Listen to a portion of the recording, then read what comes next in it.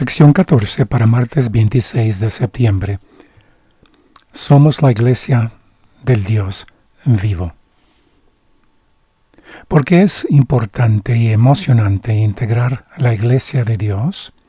Lean Efesios capítulo 3. Cobramos ánimo cuando escuchamos que los miembros de la iglesia dicen cosas positivas acerca de la iglesia. Sin embargo, los más entusiastas entre nosotros se quedan cortos ante el exuberante testimonio de Pablo en Efesios 3 acerca de la iglesia. Pablo comienza un informe de sus oraciones por los creyentes en Efesios, pero hace una pausa para hablar de la creación de la iglesia por parte de Dios y luego termina su reseña de oración. De camino llegamos a entender cosas importantes sobre el plan o el misterio de Dios, tales como, número 1, en la eternidad, Dios concibe el misterio o el plan acerca de la iglesia. Número 2, mediante la vida y la muerte de Jesús, ese plan oculto durante mucho tiempo se cumple. Número 3. Por revelación, Pablo conoce el misterio de la iglesia y el asombroso hecho de que los gentiles deben ser socios de pleno derecho en ella. Número 4. Pablo participa de la difusión de esta buena nueva como predicador a los gentiles de la insondable riqueza de Cristo. Y número 5. Con muchas almas ganadas para Cristo, la iglesia, compuesta de judíos y gentiles, les muestra la multiforme sabiduría de Dios a los principados y potestades de los cielos, y les anuncia su juicio venidero. El plan para unir todas las cosas en Cristo está en marcha y su tiempo es corto.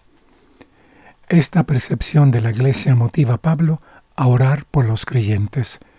¿Por qué no imaginarlo elevando la sincera oración de Efesios 3, 14 al 21 para ti?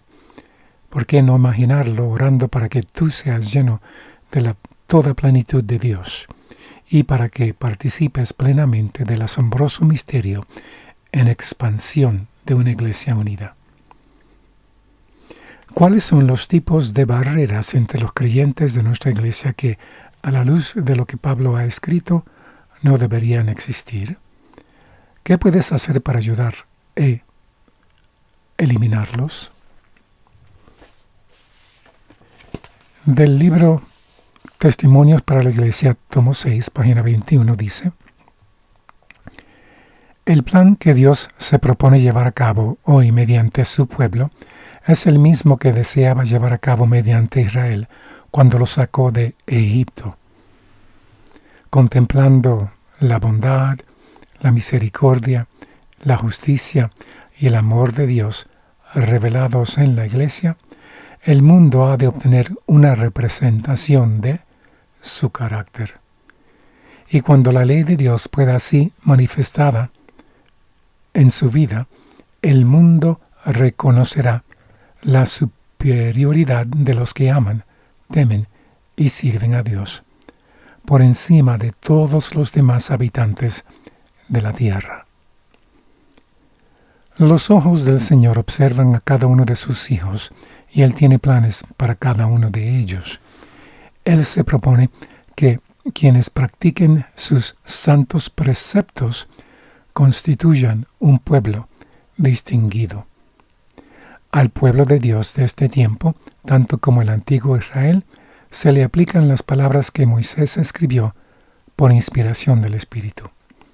Deuteronomio 7:6 dice: porque tú eres pueblo santo para Jehová, tu Dios. Jehová tu Dios te ha escogido para hacerle un pueblo especial, más que todos los pueblos que están sobre la tierra.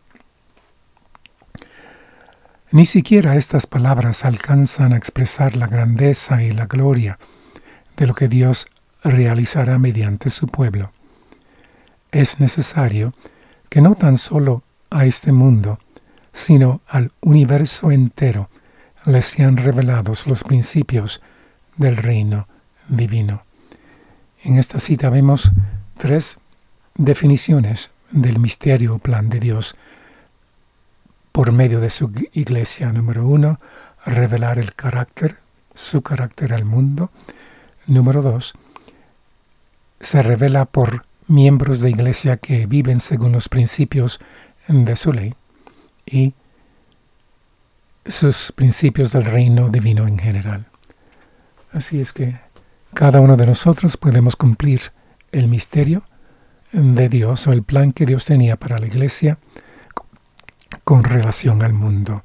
Y es que reflejemos el carácter de Dios al mundo al obedecer su santa ley y así ejemplificamos los principios de su reino.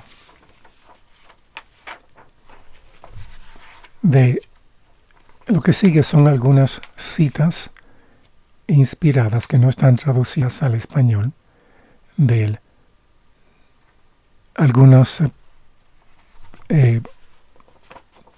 revistas tales como Review and Herald, Signs of the Times, y dicen así.